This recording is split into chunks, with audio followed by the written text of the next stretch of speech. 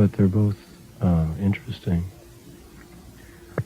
Robbie Krieger, would you say then that it's more impersonal performing before a large group than a small, intimate group? Well, yeah. You're not aware of individuals as much as in a smaller place. In a small place, you can see individuals, you know. In a large place, you can't, all you see is a mass. That's the big difference. Ray Manzarek, have you fellows made your first international tour yet? No. Do you anticipate making one in the near future? Probably, yeah. We've been to Canada. You have been to Canada.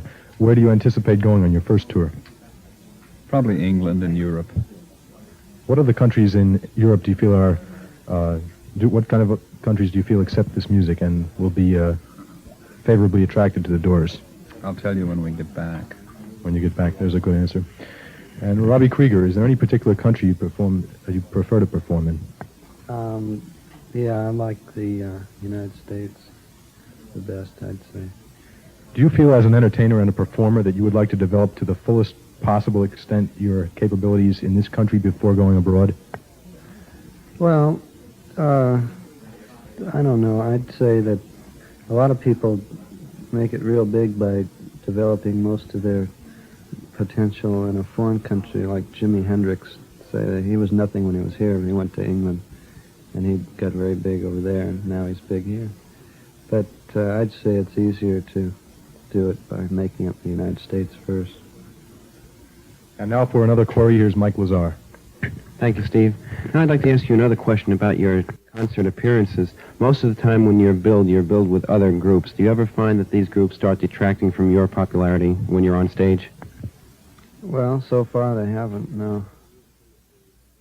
You know, right now in the music industry, there's been somewhat of a discrepancy about whether psychedelic is in or out. What is your stand on it?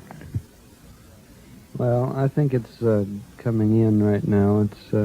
It'll probably be here for quite a while. Would you consider the Doors as a psychedelic group? I don't know. I guess we're as psychedelic as any other group. How would you consider your music? Sensuous, evil, a mood of mystery and strangeness, and also a little bit of religion thrown in there too. And you throw provocative in there too?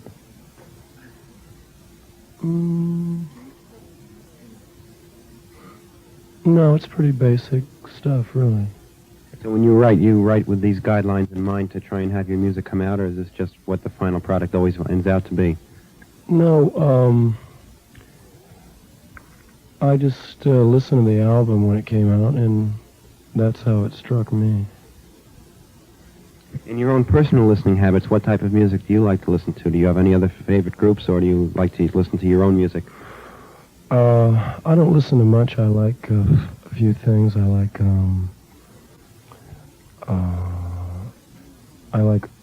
early rock and roll music.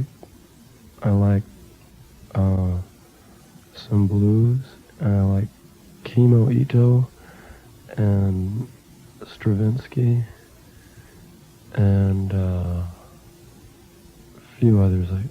That's all I can remember. Would any of you fellows say that the Doors as a group have been influenced by any one or a couple of different groups or individual people in the music business? Not consciously. You're trying to set your own pace then in music? Yeah. Right. Have you done any work with the Oriental sitar music?